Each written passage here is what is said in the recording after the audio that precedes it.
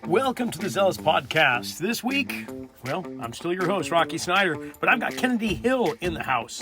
He is Strength and Performance Director for the Maine Celtics, the G League for the Boston Celtics. But before we get underway, remember this summer, July 16th to the 19th, the NSCA's National Conference is happening in Kansas City, Missouri. I'll be presenting on Wednesday and Friday during the week, and I'm hoping you can join me there.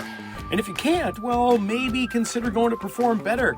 Their functional summits are happening in Chicago in June, in Long Beach in July, and Providence, Rhode Island in August. And you can catch me in August at Providence.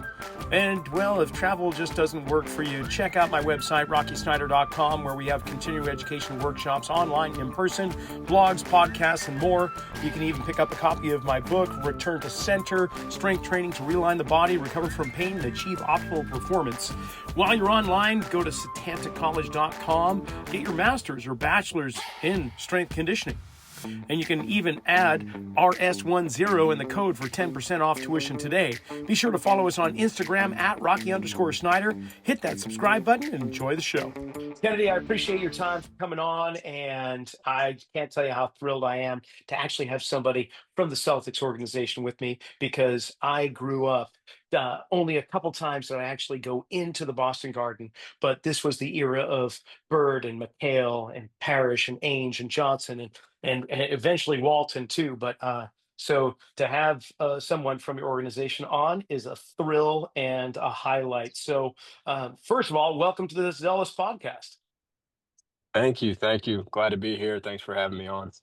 And dude, you have gone all over the place. When I look at your resume and where you've worked, I have a feeling you've got this dart in your inside pocket, and every now and then you're like, oh, I'm kind of getting antsy. Let's pull that dart out, throw it against the map that's on the wall across the room, and wherever it lands, that's where I'm going to go. How did you? Yeah, there's Indianapolis, I think there's Texas, there's the Carolinas, and of course, New England. Give us an idea of what inspired you to take the path that you're on now. Yeah, you could pretty much sum it up that way. Just taking a dart and throwing it and seeing where it lands. That's kind of the mentality that I felt like I had to have, coming into this. I decided to get into strength and conditioning and study strength and conditioning um, about halfway through college. Originally, my plan was to study economics, um, and then take that into potentially some kind of law enforcement career, I think is what I wanted to do. But then like somewhere along the way, I was just like, you know what? I think it'd be pretty cool to work with athletes for a living. And so, at that point in time, I was playing football in college and just kind of thought back to like why I would want to do that and like what I would enjoy about, working with athletes. And um, it made me think about high school, my high school career and the strength and conditioning program that we had in high school. So I'd be remiss if I didn't mention and recognize my high school strength coach, whose name is Brian Neese. He's been at Brownsburg High School for might be like 15 years now. It's been a long time, probably longer than that.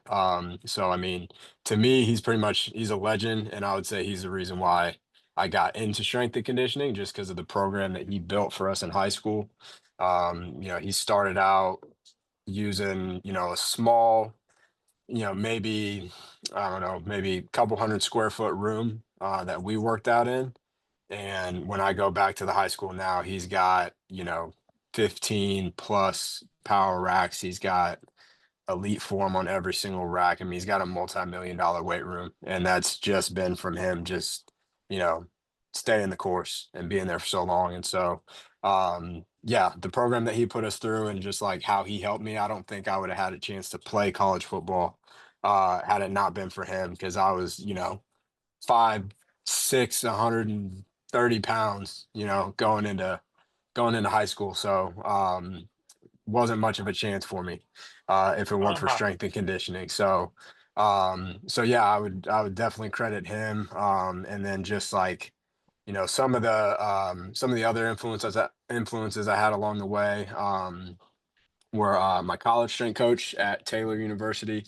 Um, and he was great just because he had, a pretty solid background himself. He had worked for a couple professional teams, a couple different colleges, high major colleges as well. And so at a school like Taylor, which is a small program, right? Small school program, NAIA program in Northern Indiana.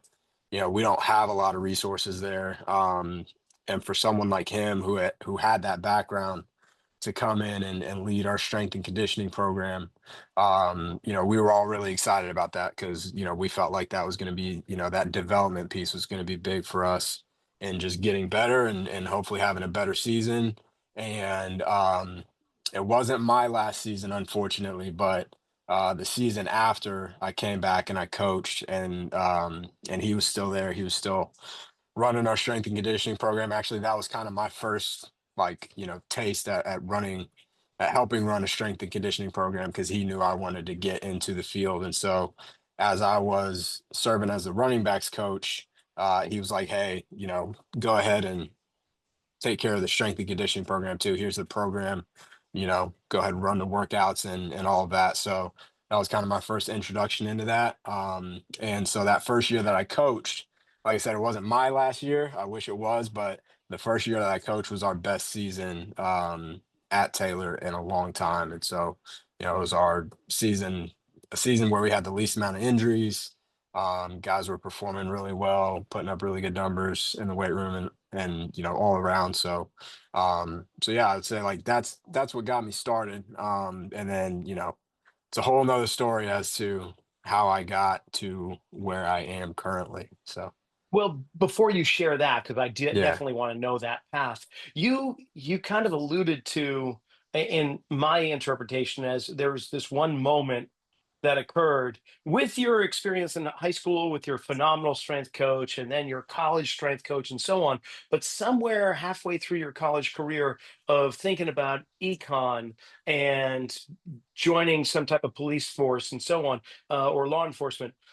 Was there one pinnacle moment when you were like, um, I'm really interested in training athletes? Because you mentioned that was it when you were given the running backs to train, or was it some other time in that kind of that era?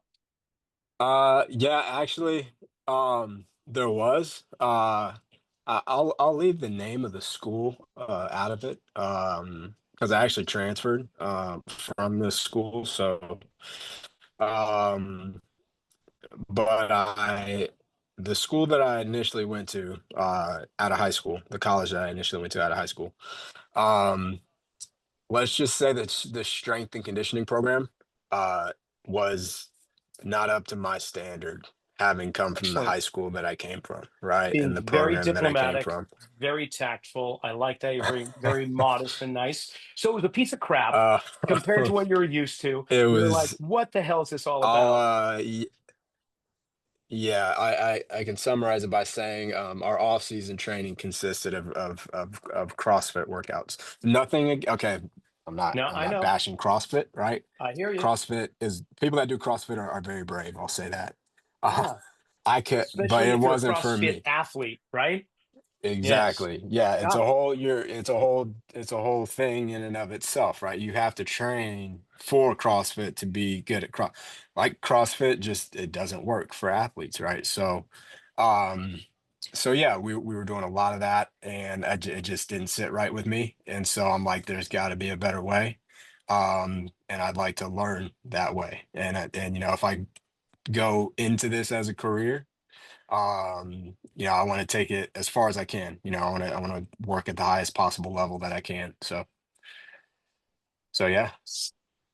Ah, I love it. Yeah, well, that's how we true our compass, right? How we steer the course and navigate to the direction we want to go, not just where we want to aspire to, but where we don't want to be. So, what a gift that is, too. Yeah. Okay, so you leave school and you go through a graduate program or a graduate assistant. You're like, let's just kind of cut through a little bit of your academic career, and what started to springboard you in the direction that you're in right now with the Celtics.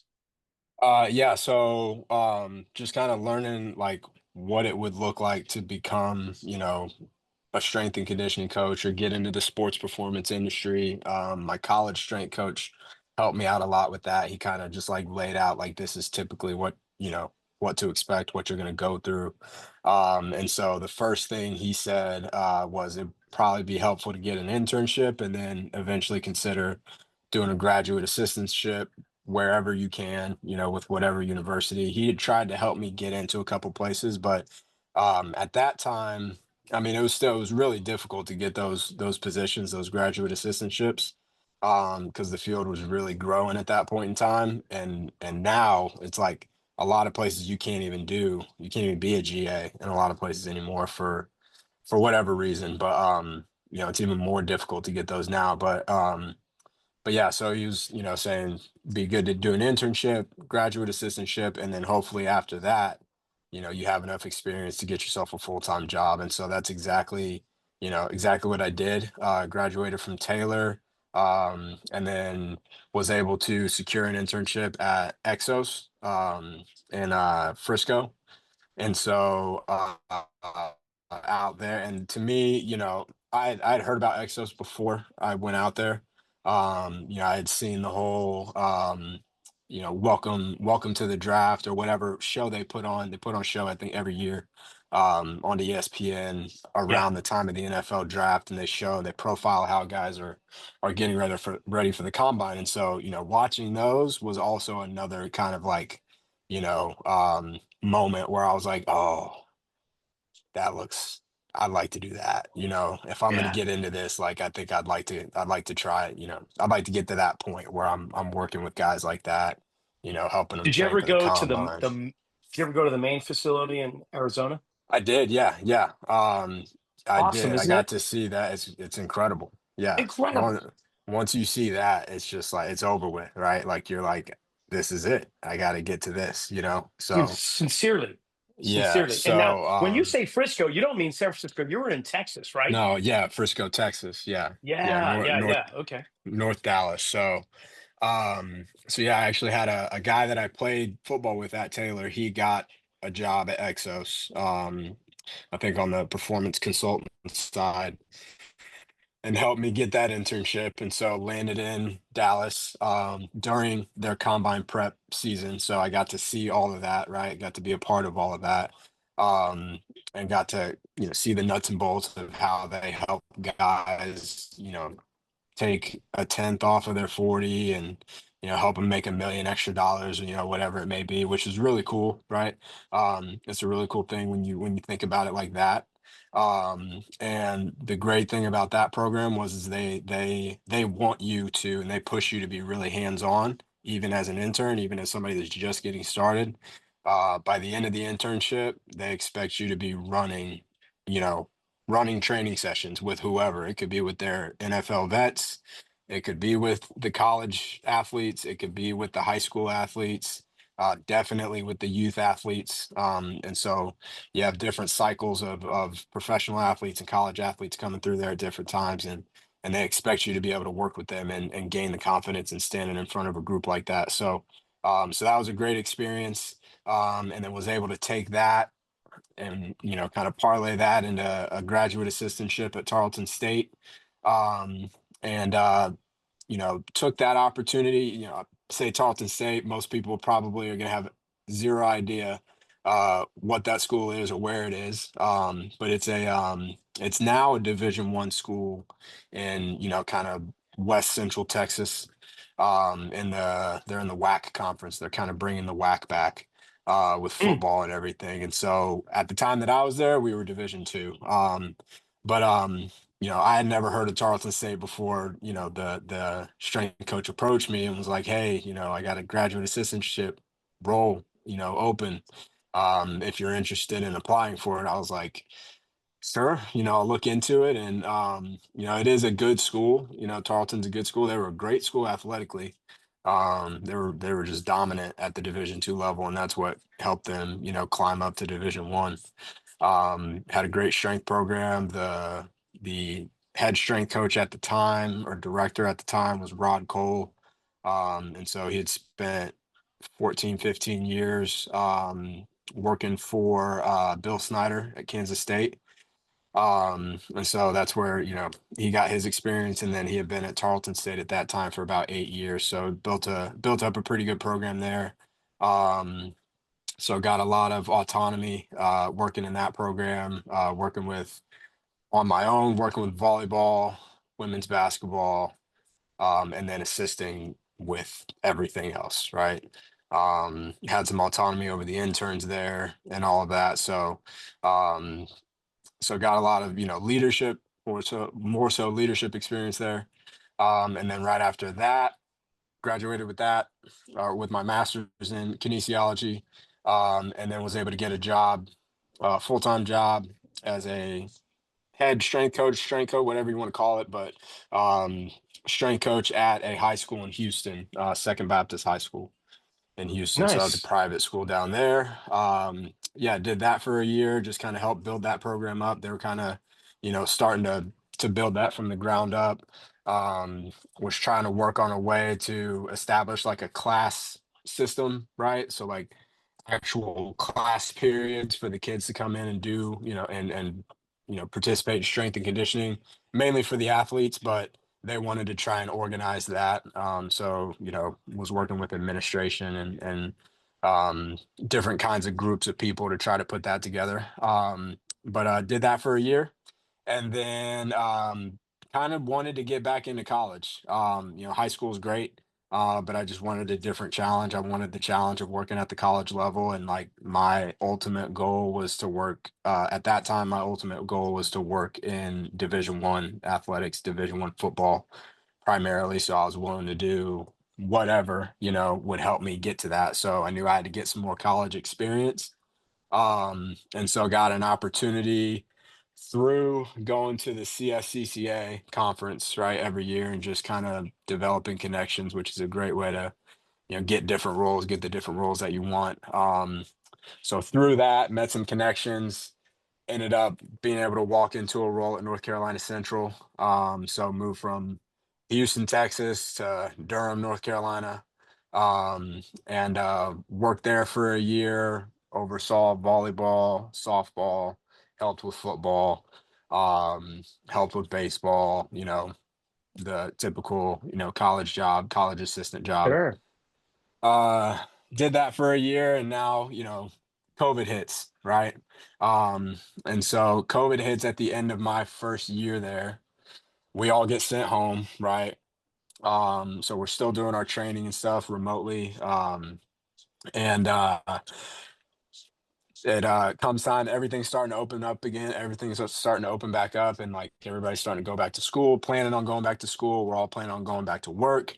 And so this is kind of, one of the dark sides of the profession is like, sometimes our roles are pretty fragile, right? Sometimes they're there, and then another year, another administration comes in, that job might not be there, right? They might want to take that, resource and allocate it somewhere else. And so that's what they decided to do at North Carolina Central. And that happened to a lot.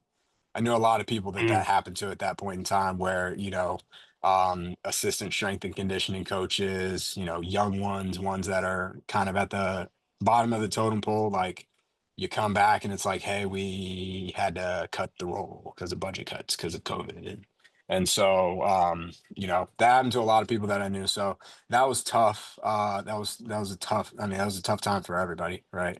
Sure. Um, and I hope and pray we never, ever, ever have to go back into anything like that ever again.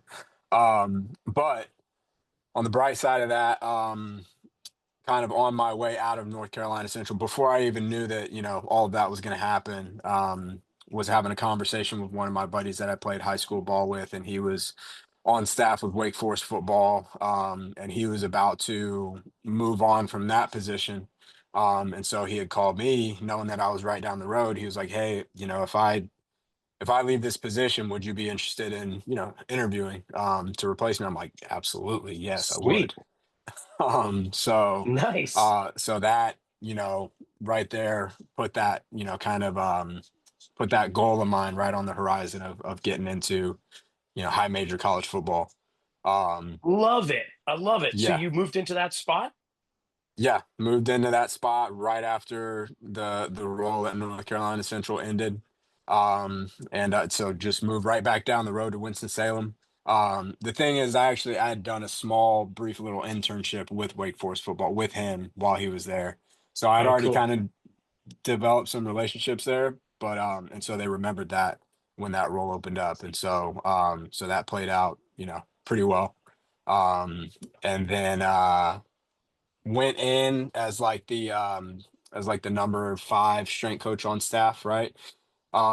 Did the first season there. First season, that was COVID year. It was a weird year. No fans in the stands or anything like that. But like everything we did to kind of keep the program going, like we had to do a lot just to, kind of keep the program afloat. And so had to work really, really hard that year. But at the end of that year, we had some staff changes and had the staff shuffle around a little bit. And the guy that was the associate director ends up becoming the director because our director that hired me goes to Vanderbilt.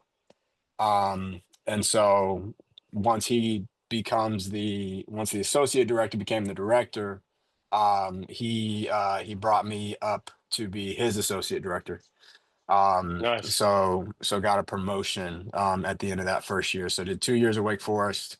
Um, and and yeah, after that, got an opportunity to just go back home, and Back to step Indiana. into back to Indiana, back to Indianapolis. And I mean, I hadn't been back to Indy like, for an extended period of time in over 7 years. So the opportunity to go back and actually be director of a program and run my own program was a really attractive thing.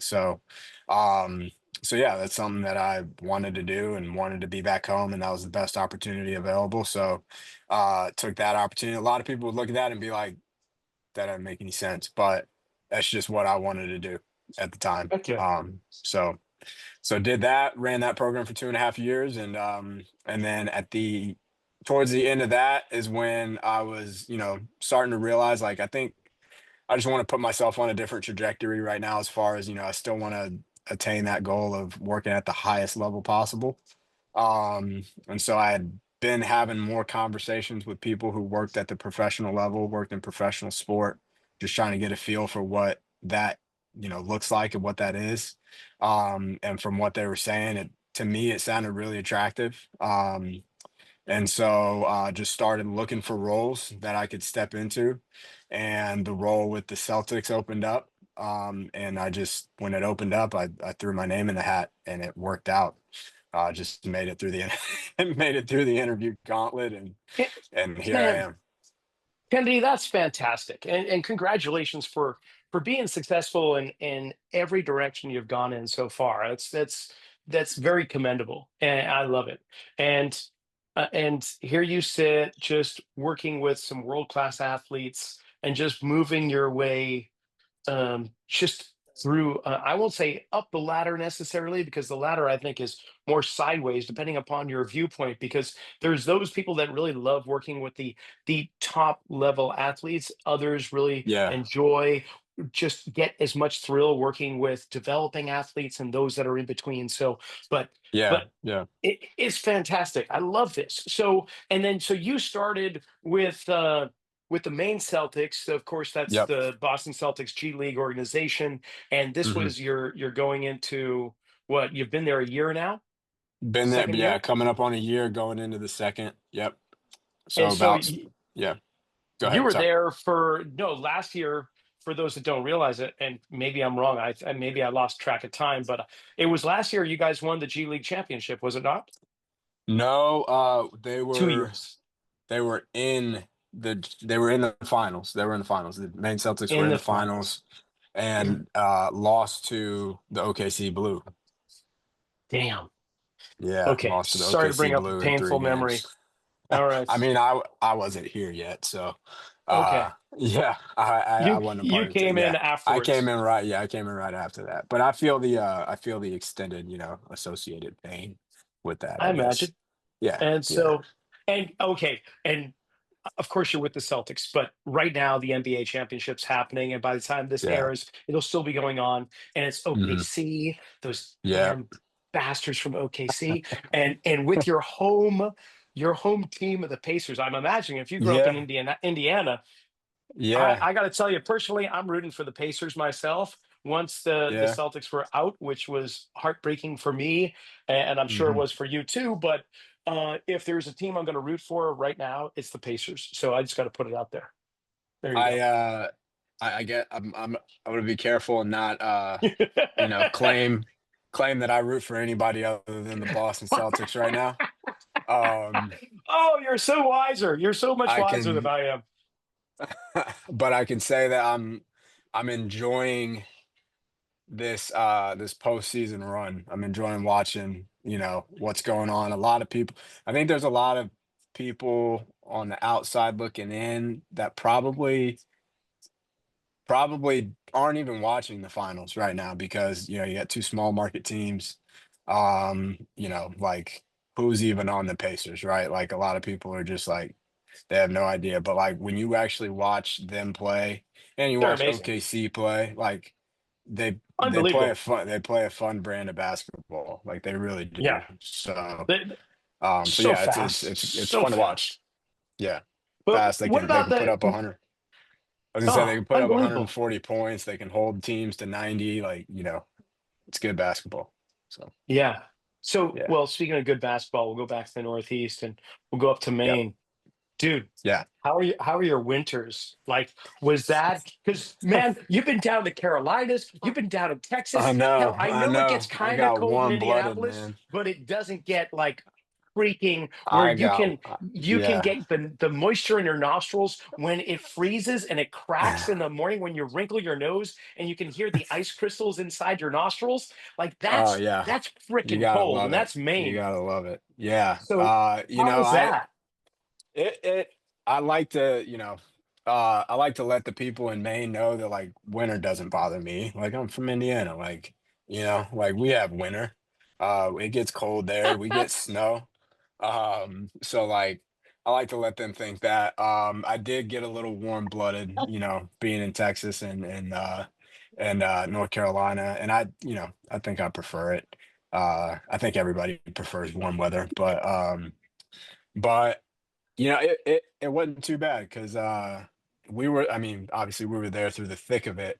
Um, but the times where it was like really like dumping snow, like February, early March-ish, we were actually on the road quite a bit. So Yeah. we were traveling. But there were some times where we got stuck, there were a couple times we got stuck in an airport and because of snowstorms.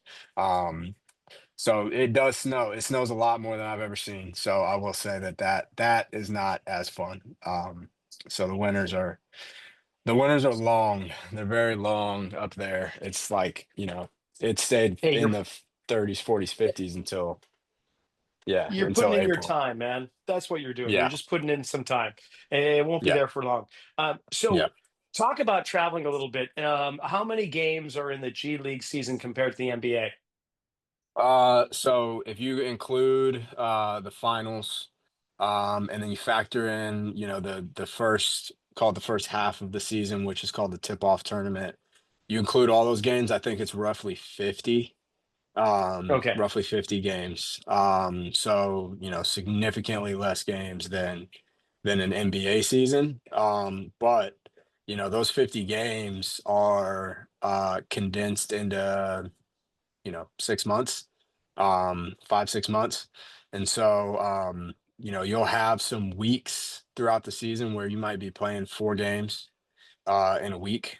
And those games could be, all at home. They could be half at home, half on the road. You could be going back and forth between traveling, on the road and being at home. So like, it can be, I mean, they call it the G League for a reason, it's a grind, right? It's a grind. So yeah, I mean, you got to be ready for that, you know. And you've got a wide array of players. Obviously, you've got those that have been drafted and they're trying to make their way up. You've got some players that are coming in from overseas that are trying Mhm, to get groomed for the big game for the NBA. And then mhm. I don't know, do you get many of the players that are coming back from injury and then move up through? Or is that's kind of a smaller population, would you say? Um, you mean like guys like coming out of college that were previously injured, or are you talking about guys that are coming from No, like the for us, NBA we've teams? yeah, NBA teams. Like we've got the Santa Cruz Warriors here in my town, and Right, right. every now Okay, and okay, okay, then okay. we get Yeah, yeah, some of the starters from the Golden State that just need to get a little bit of playing time, so they come down to yeah. Santa Cruz before they're ready to go back to true return to performance. Yeah, right. Yeah. So that doesn't happen all that often. It's only gonna happen with guys that have been out of, they've been out of commission for a long, long time. And so, we'll usually find a way to get those guys some, some scrimmage minutes. Whether that's, we bust down to Boston and practice there. Or yeah, usually that's the case. So yeah, and then And like outside of that, as far as like all the different types of players we get, yeah, like you said, we're getting players from overseas that are coming from overseas leagues. We're getting players that, coming straight out of college. We're getting guys that have played in the NBA, for a couple of years and had an NBA career. So you're getting a wide, players that have a wide range of experience. and so when it comes to strength conditioning, how much buy-in do you have to put forth with your athletes, and which population do you find, if you don't mind sharing, which ones do you Mhm. have to um, have more energy toward the buy-in compared to other groups that'll just be like, yeah, whatever you say, coach, we got it. Um, you probably have to do a little more selling with the vets, with your veterans, Hmm. and potentially any guys that you have that have had, you know, an NBA career, right? Spend any amount of time in the NBA. So, I think with those guys, obviously, they're in the G League probably because they're choosing to play to continue because they want to continue their playing career, right? And so it's not to say that like, that's how all of them are, but like those guys that have been in the league or have just been playing professional basketball for a long time, they develop their habits, they develop their routines that they want to stick to for the most part. They figure out what they like, and all of that's fine. Like that's part of our job is to meet those guys where they are, and be flexible with what we provide and the approach we take towards them when it comes to if it comes to lifting, comes to practice, whatever the case may be. We're willing to meet them where they are and be like, okay, well, all of those things, if all those things worked really well for you in the past, let's find a way to continue doing those things to the best of our ability. But maybe because, of our environment and the resources we have, some of those things might not be, you know, um, as viable as viable of an option, at this point in time. So might have to find another way around it, find a workaround for that. But I would say by and large, like, everybody, even in the G League, right? Everybody's trying to be the best they can possibly be for whatever reason that is. They want to continue their career. They're just coming in and they want to elevate. They want to get a role on an NBA roster. They want to get that NBA contract. They want to get that two-way contract. They want to get that 10-day contract. So a lot of those guys are going to, they're going to come in and they're going to be prepared to work, and work hard and do exactly what it is that you ask them to do, so that they can achieve their goals too. And so when it comes to comparing the G League to NBA, uh, with the Mm. size of your roster, how does it compare? Is it relatively the same? Do you guys have a bigger or smaller roster? Relatively the same. Yeah. 15, 16 guys on the roster. The only thing in the G League is that number fluctuates a lot more, right? Yeah. Um, as far as like the active roster is concerned, it just however many players you have available, versus what's going on with two ways or guys that get call ups for 10 days. You could you could have a full roster of 16 ready to go going into a game, and then it could literally be before tip off. Your roster could drop down to 14 because you get a two-way that gets called back, or you get one of your players gets a call up, right? So that's actually happened, to us a couple Sure. times, a couple different times. So yeah. And then with this fluctuation, that's got to be one of the challenges for you when it comes to uh, tracking progress, program design, periodizing, or understanding where this athlete needs to be. Or if you get new players popping in halfway through the season, Mhm. then like how do you handle that? What do you do?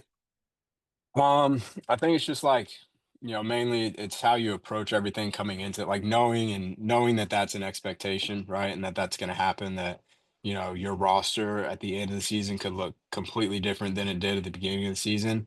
Knowing that you could have a player show up at your facility the day of a game, right? And they're supposed to be prepared to play, right? Like that night. Um, which it's kind of a cool thing that that we have to be capable of, of handling that. And so, it's just the way that we approach it as an organization, and then also just individually, knowing that, if a guy comes to you last minute, or you get a new guy on the roster, it's just like you have to you have to communicate with that guy. You have to figure out, like where he's been, what he's been doing, right? Like how things were wherever he was coming from, right? Whatever team he was coming from. Explain to him, kind of your rhythm, like whatever my rhythm is, whatever my kind of way of operating is. And then again, just like trying to find those areas of like common ground, and just making sure that you're both on the same page when it comes to the approach that you're going to take towards preparation, helping them prepare for games, helping them prepare for practice, right? Explaining to them the progression of the strength and conditioning program and why we do what we do. And usually when you do that and you communicate really well, like you really don't have issues with buy-in, because again, guys understand what's expected of them, and they understand what they have to do if they want to elevate their career and make it into the NBA. Sure. So I can see pre-season and postseason conditioning to be relatively the least challenging of creating programs. And what I mean by that Hmm. is like you just told me earlier that you've got over 50 games and you're usually doing that in a very condensed period. So I'm thinking Hmm. like, game day minus one, game day plus one, all of these different configurations from one week to the next because it's not like Hmm. a uniform schedule. It's not like you've got midweek game on Wednesday and then you've got a Friday and a Sunday match, right? It's Right. all over the board. So how do you coordinate that? Like with their game schedule and monitoring load in the Hmm. weight room as well as on the court. Like when I think of load, I think of just how much the players are going through in terms of volume of work. Like how do Hmm. you how do you navigate that? Yeah, it can be tough. It can definitely be tough, but again, I think it's all about the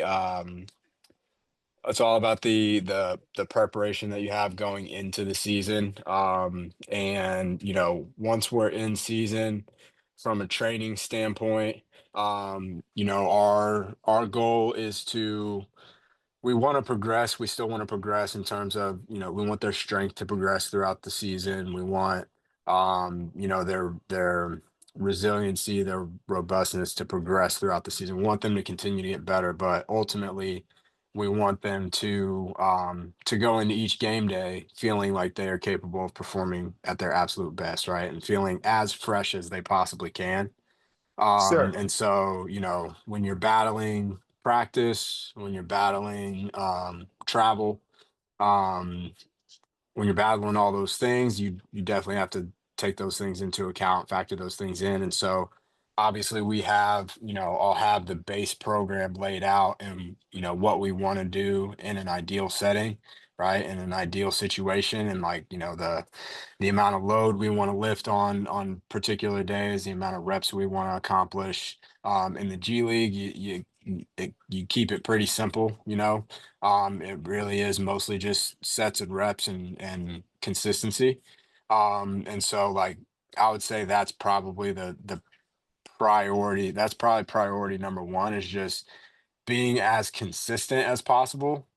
And what goes into that, I would argue that in season it's not as important, as long as you're just consistently getting into the weight, right? You're not letting 2 weeks or a week and a half go by where you haven't gotten a lift in, right?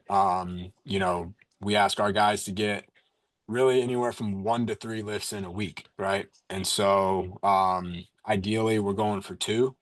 And so really it's just finding the days throughout the week, really literally going week by week and just finding the days throughout the week that are going to work best for that guy's schedule, right? And making sure that, their lift days are spaced out well enough.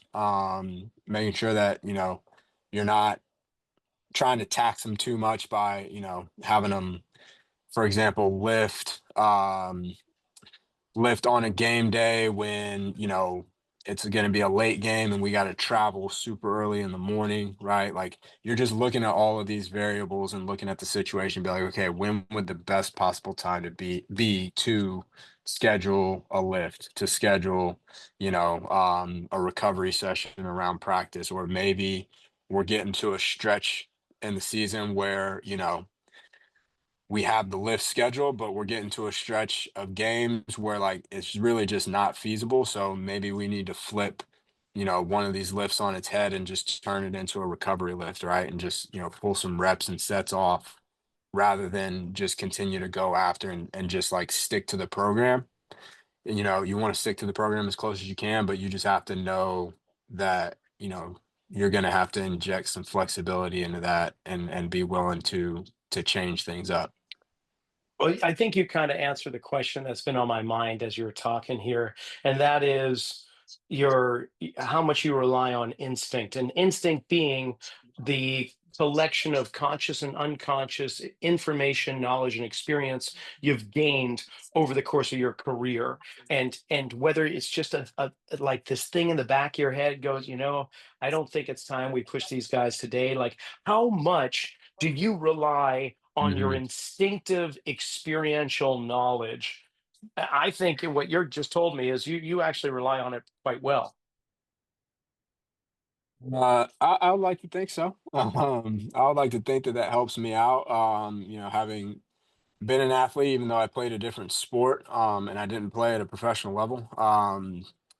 Even with that, like, you kind of just put yourself in their shoes, and you understand, what it takes for them to do what they do every day, and just, try to imagine like, okay, like, if I just got off of a 4-hour flight across the country, am I really going to want to go straight into the hotel and lift? um, Not always, right? It might, even though it might be good for you, right? Like, you get off of a plane after 4 hours, it might actually be the best thing for you to go get a lift in, right? And I can even tell our guys that, right? I can mention that to them. I can be like, actually, if you want to get a lift in, best time to do is when we get off the plane, so that you don't get off the plane, go into your hotel room, and just get stiff when we got to play a game tomorrow. It might be a good idea to get moving around, right? But we know how we can be, right? How, potentially how we were as athletes, and how your athletes can be. A lot of times that's going to be a tough conversation. That's going to be a tough sell, right? It might be a tough sell. So when you look at a situation like that, just kind of use common sense and be like, well, a full lift might be a tough thing to do. It might be hard to get them to do that. Maybe when we get off the plane, maybe we can get a group of guys to agree to do a recovery session or a mobility session, right? Once we get off the plane, so that we're not just going straight to the room, and laying in the bed and playing the game, and doing that, and getting stiff when we gotta get up and do shoot around at 10 a.m. Right? We got shoot around at 10 a.m. So we got to be ready for that, right? So it's just using And that, and trying to, yeah. So I know some coaches in the league actually do some on game day itself, do some submaximal lifts and loads as a Mhm. form of activation. Do you do that yourself with your players from time to time? Yeah, really. I mean, really, we have to, right? They're with the way that our schedule shakes out, it's almost guaranteed that a a subsect of the team is going to be lifting on game day, right? And it's not that I'm making them do that. In some ways, I am having conversations with players about okay, when do you, if you are you a game day lift guy, right? Did you do that in college? Have you done that in your career as a professional yet? Have you ever tried it? And some of them, they'll be like, "Yeah, I love lifting on game day. I'm good with it." Okay, are you a pregame or a postgame guy? Right, so you have that conversation. Some of them haven't done it, but they want to know about it, right? They'd be like, "Why would I lift on game day? Why would I lift before the game or after the game?" Well, lifting before the game, might be good for you if you're a guy that it kind of takes you a minute to get going, right? Like maybe you're a guy that likes to go back to the room and take a nap after shoot around, right? You like to sleep. All right, cool. Well, once you get up, it might take you a little bit longer to get going. So maybe when you get to the facility, maybe we go through, a scaled back version of a pregame lift just to get, just to get you primed up a little bit better and a little bit faster, right? Than you would if you were just doing a warm up or, post game, right? We know that getting that session in directly after or as close to the end of the game as possible, it can help mitigate the soreness, help mitigate the stiffness that is typically associated with playing 30, 40 minutes in a game, and that it improves just overall recovery. So trying to have those conversations with those guys about that and get them thinking about you know adding that into their regimen so that it might hopefully help them in terms of their ability to recover and be ready for the game that's a day later or the back to back that we're about to go into. So we spoke a lot, and that's great, by the way, and spot on. I completely hear what you're saying, and it makes complete sense. Go Mhm. with what the player and what their situation and their personality is like. But when it comes Mhm. to there's strength, and then there's conditioning, and Mhm. and oftentimes we just think of the weight room, but there's tissue resiliency. There's a lot of banging of bodies. Like there is a lot of full on contact with very large human beings that Mhm. can really produce force. So how do you prepare your players to build more resiliency in the tissue itself? Like, are you taking kickboxing bags, and as they're doing some drills out on the court, you're just kind of giving them a little nudge here or there, or is that something you don't even consider doing? Like, what? How do you build resiliency? No, yeah, you have to consider that and you have to do that. I think, if you really want these guys to play at an optimal level, you have to consider that and find ways to incorporate that into the training program, right? In every guy's training program. And it's probably going to look a little bit different for each guy, look a little bit different for each guy at each position. And so, when we're training, like it's just looking at the way I see it is it's just looking at the game, looking at how the game is played, right? And it's not necessarily a lot of coaches, a lot of people like to talk about sports specificity and whatnot. It's like it's not necessarily that, but I guess if you want to look at it that way, you can. But I think it's just looking at the game and what does the game require of my guys, right? What does the way that we play? How does the way that we play as a team, right? The type of offense we run, the type of defense we want the type of defense we want to run. That? What does that demand of my guys, and how can I help them be more prepared to execute that at a high level? So a lot of those things we're going to find ways to incorporate both, in the weight room and the weight training sessions themselves. And then I'm sure you've seen like, before a game, the guys that are standing under the basket with the performance coach and they're doing all these different, little balance work. They're doing these little, small contact prep drills. And so, we're throwing those things into their pre-court sessions, pushing on them while they're, doing a pal-off press, right? Or Sure. having them, hold the ball in their hand and do some balance work while dribbling, right? So, just getting creative. That's where we can kind of get creative and have fun with it. And the That guys sounds love like it, fun. right? Yeah, the more creative you get, the more the guys love it. The more it feels like it's actually getting them ready to play the game. The more they love it. Anytime you could turn something into a competition, it's gonna stick. It's gonna work. I feel like we're just diving in right now, Kennedy, and I know that we're coming up against the clock. So, here, I guess, one of my final questions would be resources for you. Hmm. Like, how much support in regards to staffing do you have? Or do you have assistants? Do you have interns? What does it look like compared to? I know what the front office organization is and the NBA level, and I know who's Hmm. on the squads there. But when it comes to the G League, are you wearing a hell of a lot more hats than ideally you Uh, might want? I mean, I think that's just part of the role, like that's part of getting your feet wet in the NBA.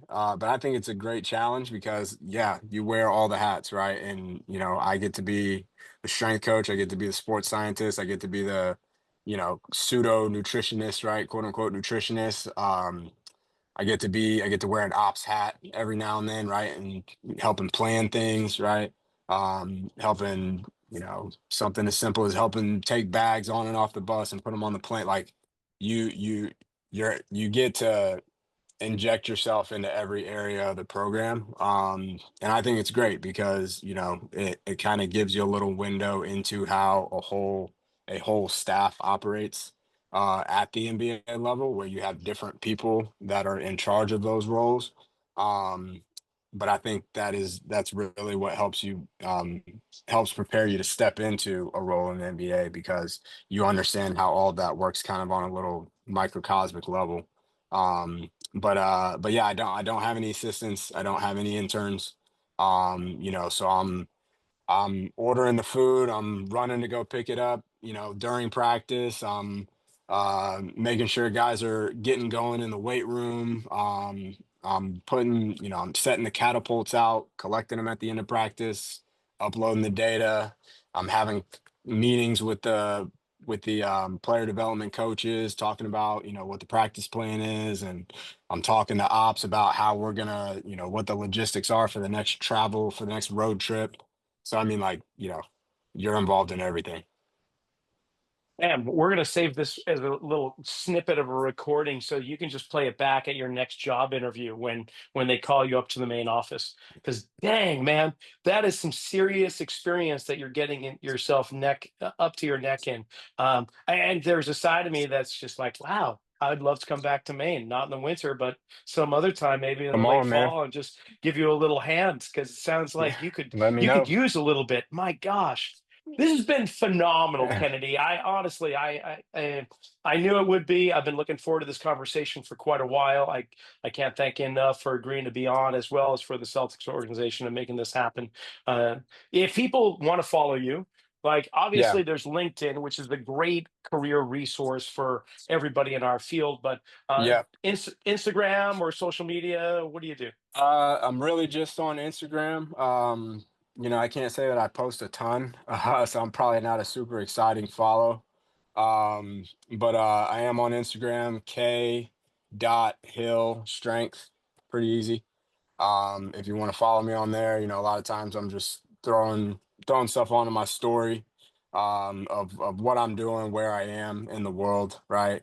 But yeah, I love to connect with people on LinkedIn, have conversations like this, whether it's over the phone, whether it's a more formal interview type, but love connecting with people, love trying to help people that are trying to figure out how to get into just the field of strength and conditioning, or they want to try their hand at getting into the professional level. So if there's anybody out there that just wants to have a conversation about that, I'm more than happy to try and make that happen. Well, thank you so much. I really appreciate that, and for the whole industry Thank you, because it's people like you that really help to raise all boats with the tide. So thanks for being on, man. I really appreciate it. Yeah, thank you. Thank you. I enjoyed it. This was great. And that's another episode in the books. I want to thank Kennedy for coming on, as well as the Celtics organization for allowing this to take place. Remember, this summer, July 16th to the 19th, Kansas City, Missouri. That's where you'll go for the NSCA National Conference. Great place to network and learn. Check it out on nsca.com. Go to performbetter.com. Register for one of their 3-day functional summits, Long Beach, Chicago, or Providence, Rhode Island. And also, hey, check out the website, rockysnyder.com, blogs, podcasts, CEUs, and just a whole bunch more. And then also my book, Return to Center, Strength Training to Realign the Body, Recover from Pain, and Achieve Optimal Performance. We'll see you next week.